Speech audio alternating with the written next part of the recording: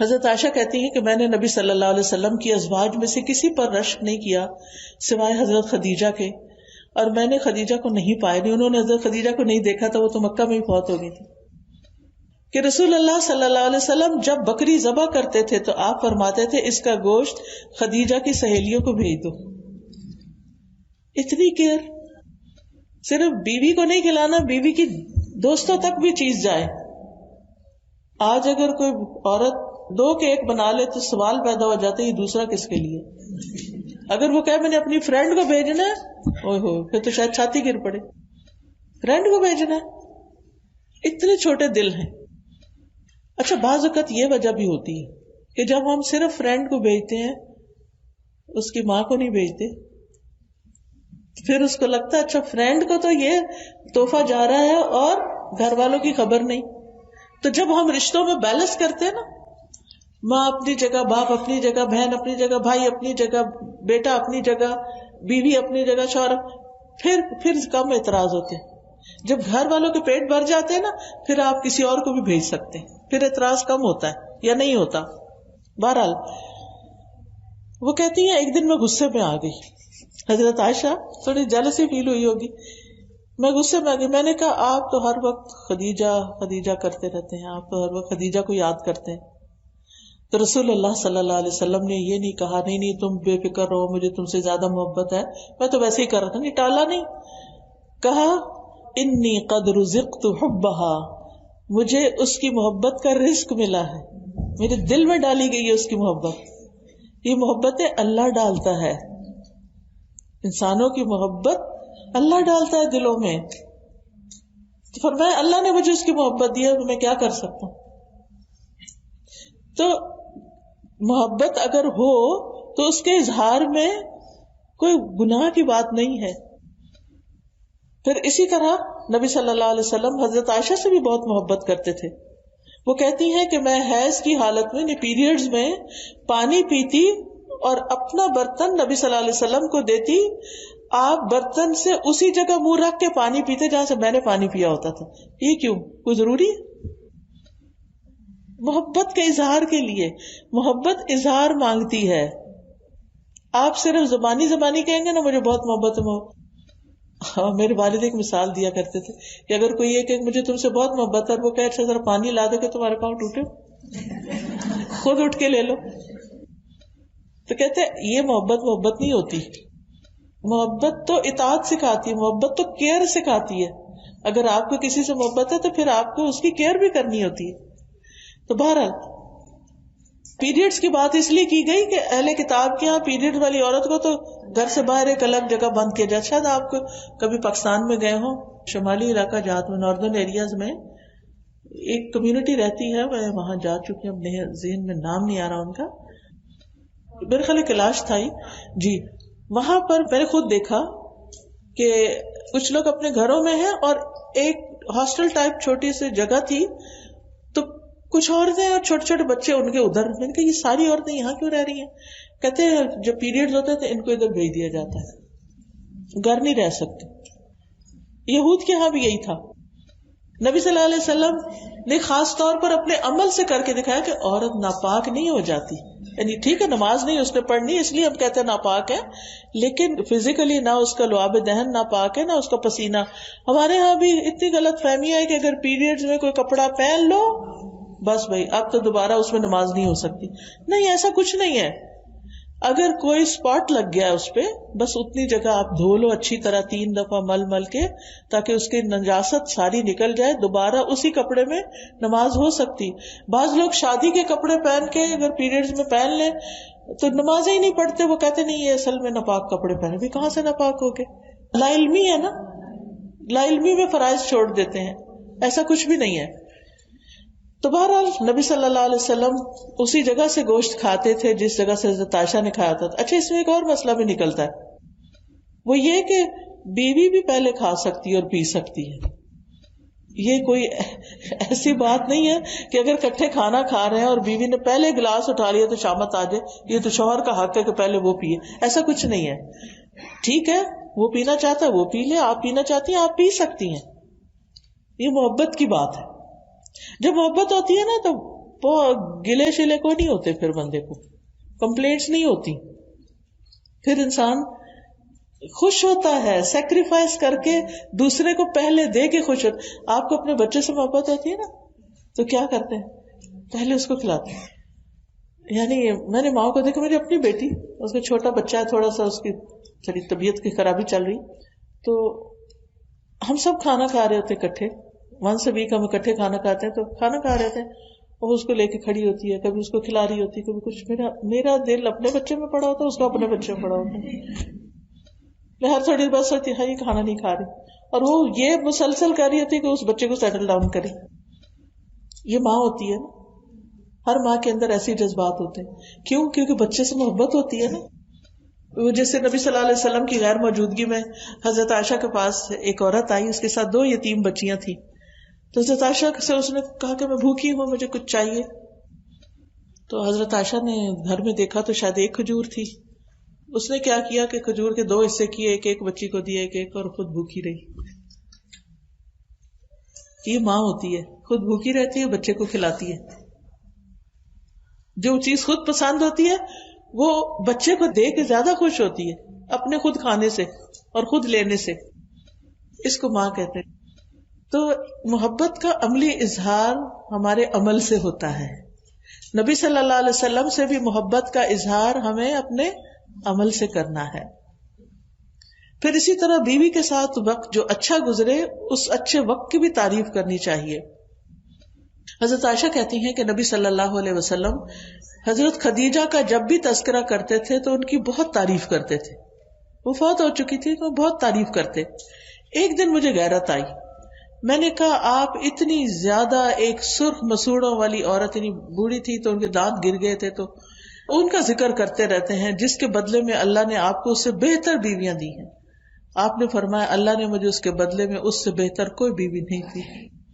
یہ سنسیئرٹی ہوتی ہے نا. وہ فوت ہو چکی ہیں، وہ سامنے نہیں ہے، مگر آپ پھر بھی ان کی محبت کا ذکر کریں. کیوں محبت اتنی کرتے تھے؟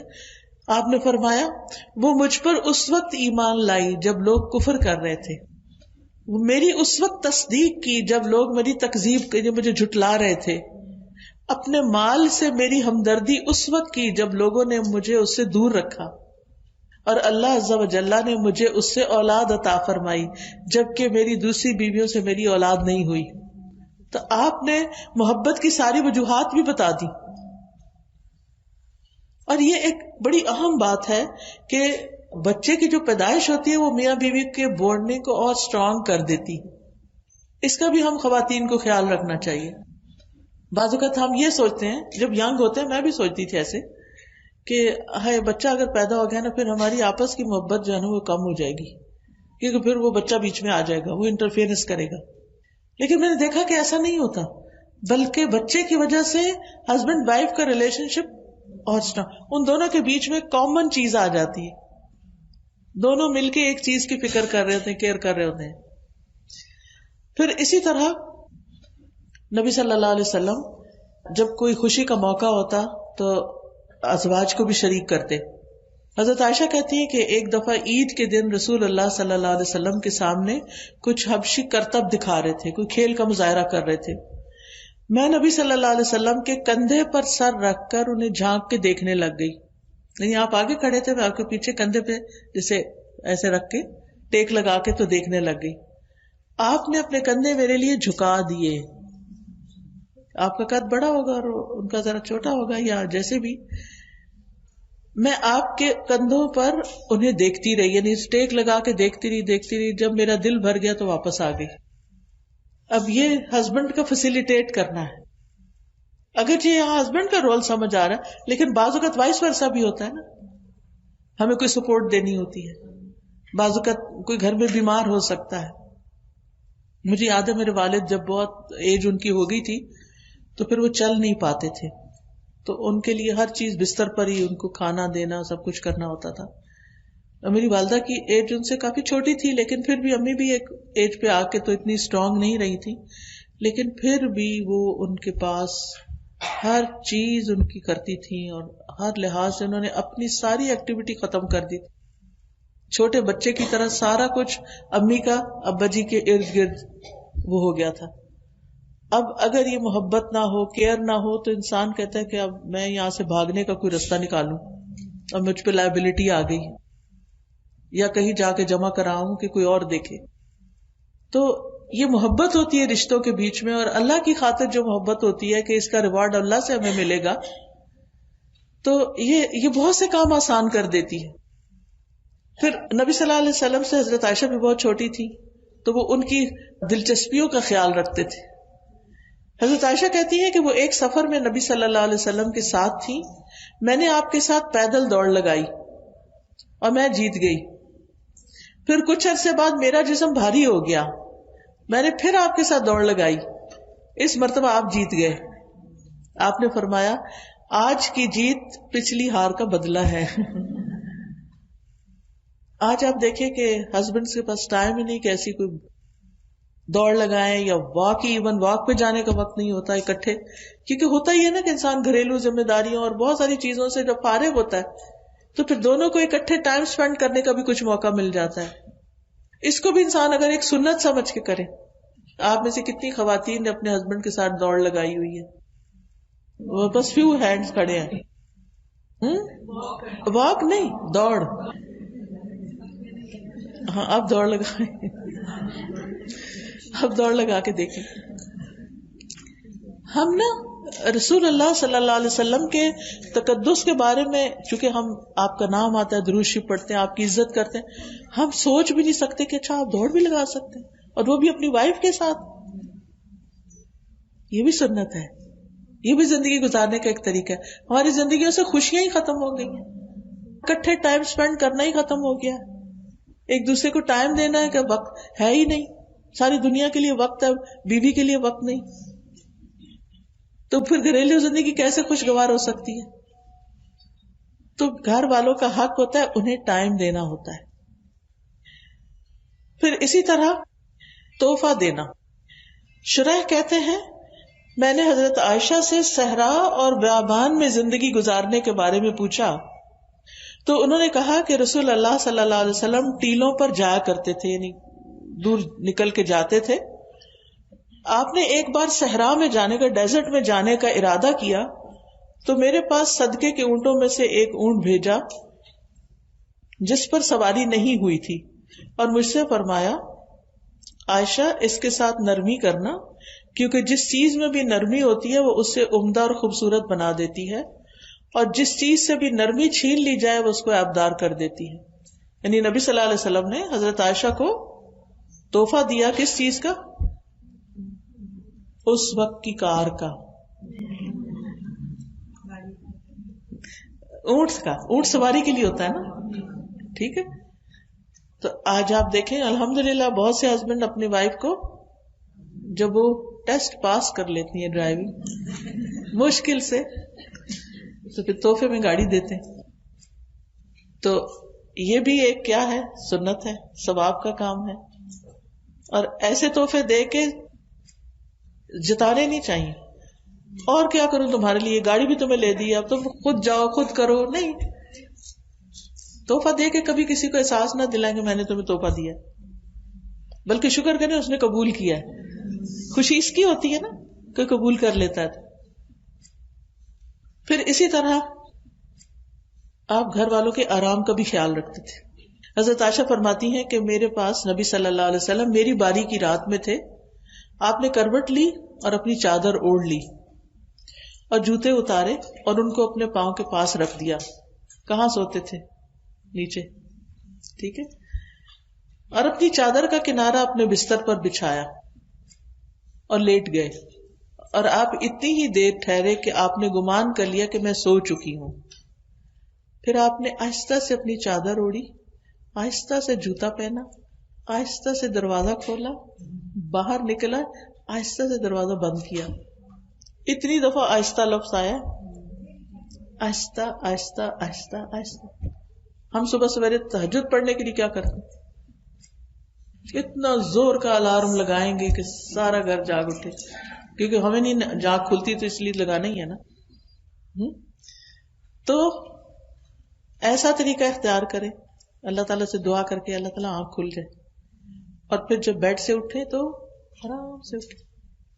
اگر گھر میں دوسرا واش روم ہے تو بیڈ روم کا واش روم نہیں یوز کریں, چپکے سے باہر نکلے, چپکے سے. اور اگر کوئی کچن ساتھ ہے یا کوئی اور چیز ساتھ ہے تو دروازہ آرام سے بند کر کے پھر کوئی کام کرے. کیونکہ ہمارے اب مشکل یہ ہے نا کہ اتنی مشینیں گھر میں چل رہی ہوتی ہیں. کافی بنانی ہے اگر صبح تو مشین چلے گی, اور اگر کوئی اور اسی طرح کا اگر ڈش واشر چلانا ہے یا واشنگ مشین چلانا, ہر چیز کا شور ہے گھر میں. تو جب ہسبینڈ آرام کر رہا ہو تو اس ٹائم پر یہ کام نہ شروع کر دیں, اس کے لیے ٹائم مینجمنٹ کرے, کوئی اور ٹائم نکالیں. کیونکہ ہم سوچتے ہیں پھر میں کیا کروں, میرے پاس بھی یہی ٹائم ہے اور میرے پاس اور کوئی ٹائم نہیں ہے, مجھے اب صبح برتن چاہیے, مجھے تو چاہیے, میں تو لگانا ہے. نہیں, ضد نہیں کرنی. اچھا سوچے, اچھا اور کون سا وقت ہو سکتا ہے جب یہ گھر پہ نہ ہو, جب یہ ڈسٹرب نہ ہو. یہاں تو نبی صلی اللہ علیہ وسلم بیوی کا خیال کر رہے ہیں, تو کیا بیوی کے لیے لازم نہیں ہے کہ وہ ہسبینڈ کا خیال کرے؟ دونوں طرف دیکھیے. ایک بات یاد رکھیے, کوئی ریلیشن شپ ون سائیڈڈ نہیں ہوتا, دو طرف سے معاملہ ہوا کرتا ہے. اور انتظار نہ کیا کرے کہ پہل کوئی اور کرے. کیا کرنا چاہیے؟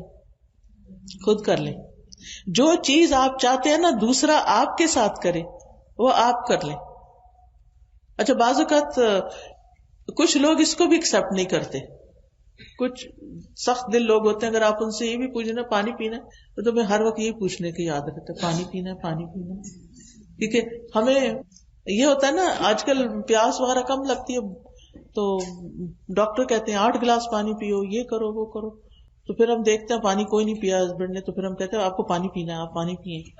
وہ اس کو بھی مائنڈ کر جاتے ہیں. پھر تو ایک تو ہم طریقہ سوچا آپ ان سے ہی پوچھ لیں, اچھا پھر میں کیسے کہوں, آپ مجھے بتا دیں, میں ویسے ہی آپ کی خدمت میں حاضر ہو جاؤں گی. لیکن آپ کو یاد دہانی, میں بعض اوقات کہتی ہوں مجھے اچھا تو نہیں لگ رہا لیکن وہ ڈاکٹر نے کہا تھا نا یہ کرنا ہے, تو پھر کچھ نہیں کہتے, ٹھیک ہے ہاں تم صحیح کہہ رہی ہو. پھر کبھی کہتا ہے اچھا تم نے یاد کرا دینا تھا نا, تم نے کہہ دینا تھا نا. نہیں, اس وقت جب کوئی کھا رہا ہو نا اس وقت نہیں کہتے کہ میٹھا نہیں کھانا کیونکہ شوگر آئی ہو جائے, کیونکہ وہ کسی کے منہ سے نوالا چھین دے نا وہ بڑا تکلیف دہ ہوتا ہے. ایسی چیزوں سے بھی بچنا چاہیے. سامنے نہ رکھیں, یہ بہت اچھی ٹپ ہے, سامنے نہ رکھیں, خود سامنے بیٹھ کے نہ کھائیں. یعنی کچھ چیزیں پہ سیکریفائس ساتھ چلنے کے لیے کرنی پڑتی ہے نا, تب ریلیشن شپ اچھے ہوتے ہیں. بہت سی خواتین شکایت کرتی ہیں وہ ہمارے ہسبینڈ تو نماز پڑھنے کو بھی مائنڈ کرتے ہیں, ان کو تو میری نماز بھی اچھی نہیں لگتی. یہ نہیں بتاتی کیوں نہیں اچھی لگتی, مسئلہ کیا ہے. کئی خواتین کیا کرتی ہیں, ادھر سے ہسبینڈ کے آنے کا وقت انہیں جلدی سے نماز شروع کر دی, ان کے آنے سے پہلے پڑھ لوں, اور آنے پر بھی ختم نہیں کرتی, نہ سلام نہ ویلکم نہ کچھ. تو پھر نتیجہ کیا نکلتا ہے, وہ چپ کر کے پھر دیکھیں گے ہاں نماز پڑھ رہے ہیں, پھر نماز پڑھ رہے ہیں, پھر نماز پڑھ رہے ہیں. ہاں اگر آپ کو پتا ہے کہ اس وقت وہ نہیں تو جو مرضی کریں, لیکن بعض اوقات اچانک بھی ایسے ہو جاتا ہے, آپ کو نہیں پتا تھا اس وقت کوئی آئے گا, آپ شروع کر دیتے ہیں. لیکن اپنی طرف سے کوشش کریں کہ ایسی چیزیں کم ہوں. اور اسی طرح بعض اوقات ہم کوئی ذکر کر رہے ہوتے ہیں, کوئی وظیفہ کر رہے ہوتے ہیں, اتنے میں آ جاتے ہیں وہ فجر پڑھ کے سلام کرتے ہیں, کہہ رہے چپ, اسمائل تو دے دیں کم از کم, چپ کرا رہے اسمائل ہی دے دیں, اسمائل دے کے پھر اس کے بعد روک لے وظیفہ تھوڑا سا, اس سے کچھ فرق نہیں پڑتا. یہ جو پابندیاں لگا دیتے ہیں نا, بغیر بولے اتنی دفعہ پڑھیں 1000 دفعہ, وہ بڑی مشکل کر دیتا ہے. ایسا دین میں کچھ بھی نہیں ہے, کہیں نبی صلی اللہ علیہ وسلم نے اس طرح کی پابندیاں نہیں لگائیں کہ 1000 دفعہ بغیر بولے پڑھیں گے. وہ ضرور انسان. اچھا تو کچھ لوگ اور ایکسٹریم پہ چلے جاتے ہیں, وہ اعتکاف بیٹھتے ہیں, لکھ کے چابی کہاں رکھی ہے وہ لکھ کر دیں گے, بولیں گے نہیں. تو نیچرل رہیں, نیچرل. اچھا پھر اسی طرح ایک دفعہ سفر کے موقع پر آپ صلی اللہ علیہ وسلم اپنی ازواج کے پاس تشریف لائے. اونٹ ہانکنے والا اونٹوں کو تیز تیز چلا رہا تھا, بڑی ریش ڈرائیونگ کر رہا تھا. اس کا نام انجشا تھا. آپ نے فرمایا انجشا تیری خرابی ہو, اونٹوں کو آہستہ چلاؤ, نازک آبگینے سوار ہیں, کرسٹلز ہیں, ڈیلیکیٹ کرسٹلز ہیں, تم اتنی دھکے لگا لگا کے اونٹوں کو بھگا رہے ہو. اوپر آپ کو پتا نا اونٹ کی پھر اگر اونٹ بھاگے تو پھر اوپر بیٹھنے والے کا حال کیا ہوگا, اس کا انجر پنجر ڈھیلا پڑ جائے گا. تو آپ نے اس کا بھی خیال رکھا کہ دیکھو ان کو تکلیف نہ پہنچے. یہ کیئر ہے نا, پھر اسی طرح حضرت انس کہتے ہیں میں نے دیکھا کہ رسول اللہ صلی اللہ علیہ وسلم حضرت صفیہ کی وجہ سے اپنے پیچھے اونٹ کی کوہان کے ارد گرد اپنی ابا سے پردہ کیے ہوئے تھے، یعنی کہ کور کیے ہوئے تھے ان کو. جب وہ سواری پہ سوار ہوتی آپ اپنے اونٹ کے پاس بیٹھ جاتے، اپنا گھٹنا کھڑا رکھتے، حضرت صفیہ اپنا پاؤں آپ کے گھٹنے پہ رکھ کر یعنی سیڑھی بنا کر اوپر بیٹھتی تھی.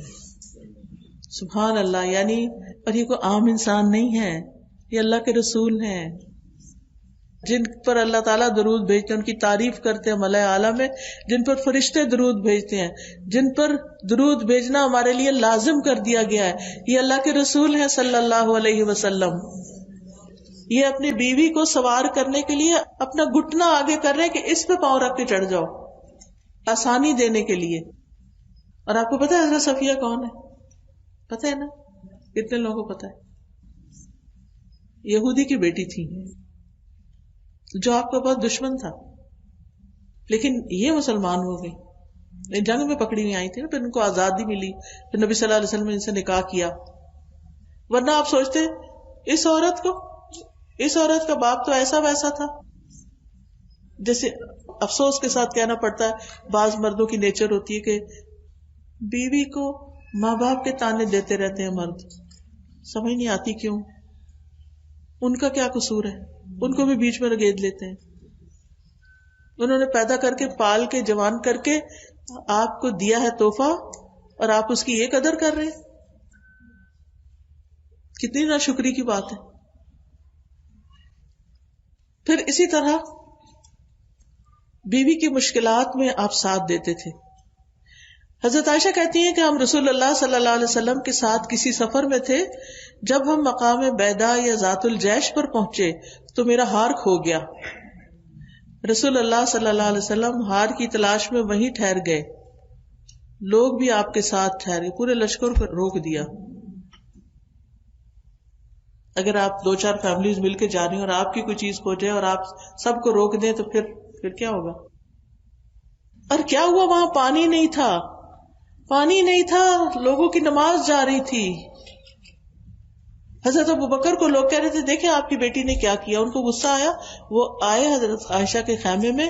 نبی صلی اللہ علیہ وسلم حضرت عائشہ کی گود میں سر رکھ کے سو رہے تھے، تو حضرت ابوبکر نے حضرت عائشہ کو سائڈ پہ زور سے ایسے کیا، تمہاری وجہ سے یہ سب ہو رہا ہے. باپ تھے نا. لیکن نبی صلی اللہ علیہ وسلم نے ایک بات بھی نہیں کی حضرت عائشہ کو کہ تمہیں ہار پہن کے آنے کی کیا ضرورت تھی. اور وہ بھی ایک روایت میں آتا انہوں نے کسی سے ادھارا لیا تھا. کوئی بات نہیں، کبھی کبھی جیسے شادی ہوتی ہے تو سارا زیور، اب تو اتنا مہنگا ہو گیا سونا، اتنے بڑے بڑے ہاتھ تو نہیں بنائے جا سکتے، اب تو آرٹیفیشل بھی ہوتا ہے.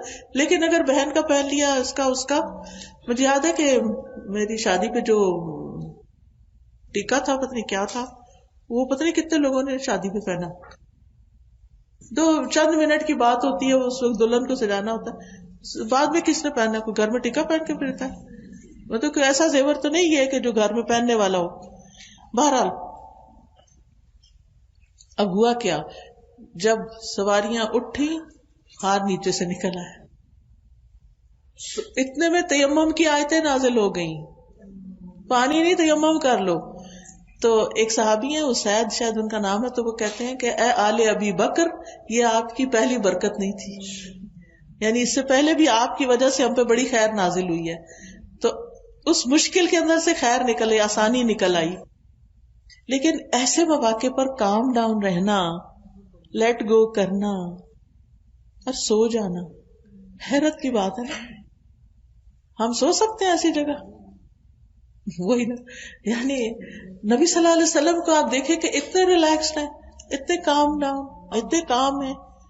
ہم چھوٹی چھوٹی باتوں پر اتنی بڑی ٹینشن سر پہ سوار کر لیتے ہیں کہ ہم ریلیکس کرنا ہی بھول جاتے، اپنے آپ کو ہی تکلیف دے رہے ہوتے ہیں.